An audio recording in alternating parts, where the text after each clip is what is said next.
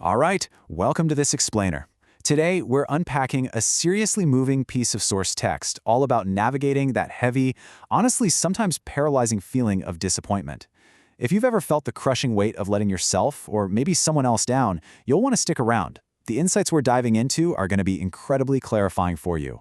We're tracking a whole emotional arc today, starting from the steep drop into self-doubt, going right through the messy middle of interpersonal conflict, and finally making a steady climb towards some genuine self-compassion. Let's get into it. So, let's kick things off with a fundamental question. What actually happens when we feel completely out of sync with life?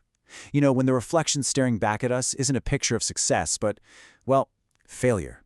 That initial jarring shock of feeling unworthy, it can completely warp our reality.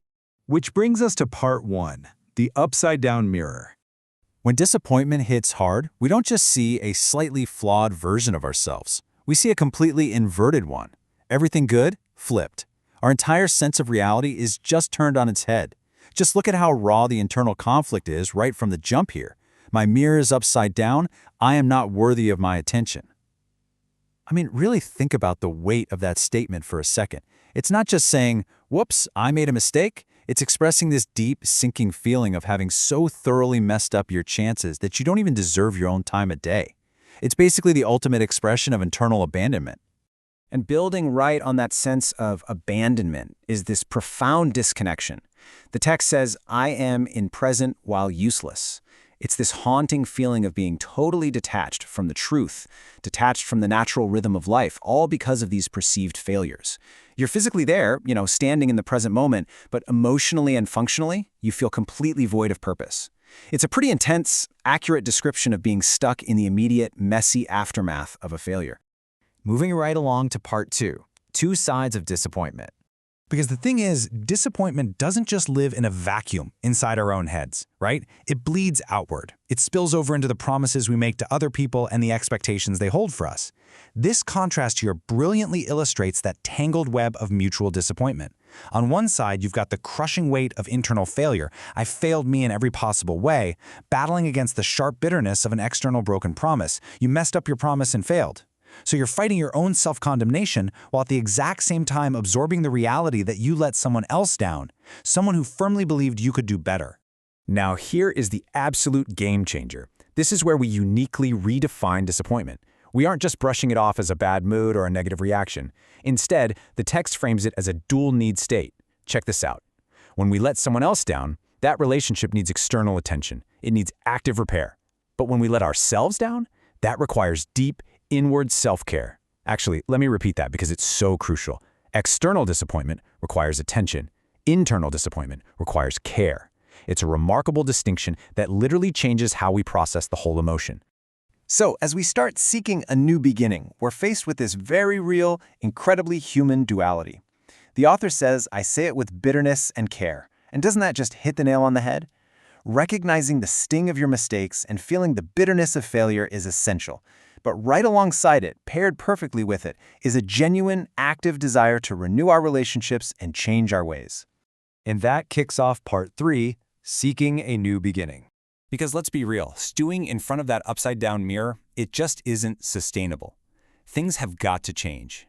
But looking at ourselves and our relationships differently isn't some magical overnight fix. It brings up a huge, tangled jumble of mixed emotions. We're talking anger, sadness, and confusion, all hitting you at once. If you're applying this to your own life, please understand that these feelings are a completely natural part of the process. You actually have to wade through this emotional swamp before you can truly move on.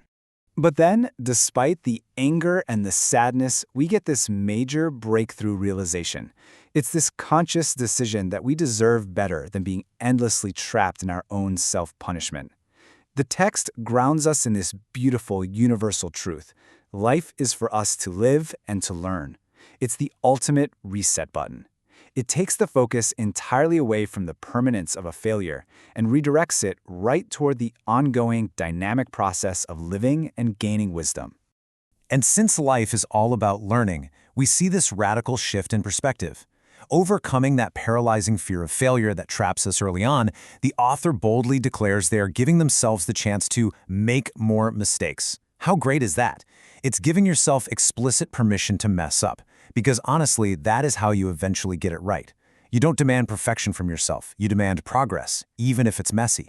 Actually, especially if it's messy. Which leads us to our final ascent in Part 4, moving forward with care. The reality is, our self-perception can be incredibly tricky. We have to remain vigilant and aware, because as the text points out, sometimes the mirror is illusioned. We simply can't always trust that initial harsh inner critic. Sure, sometimes the disappointment is justified, but a lot of the time, it's just an illusion. It's either created internally or forced upon us by outside expectations. Being deeply, actively aware of our thoughts is our #1 defense against falling right back into that useless feeling. So how do we actually handle this when it inevitably strikes? Well, first, approach yourself with empathy. Remember our golden rule from earlier? You need care.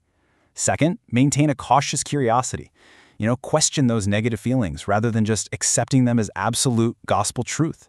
And third, actively learn to ride the emotional wave rather than letting it drag you under.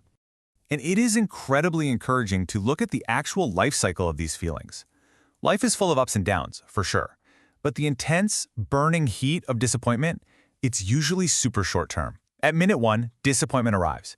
But by minute 15, that sharp emotion begins to move away. And by hour 1, the disappointment is already being replaced with other emotions. Understanding this temporary nature helps us weather the storm without losing our entire sense of self-worth.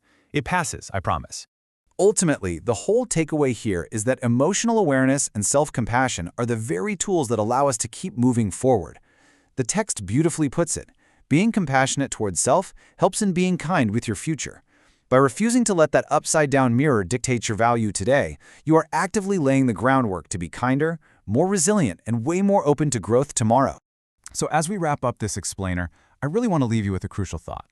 Knowing that the mirror can be a total illusion, and knowing the profound difference between needing attention and needing care, how are you going to treat yourself the next time your mirror reflects disappointment? Thank you so much for exploring this fascinating journey from self-doubt to self-compassion with me today.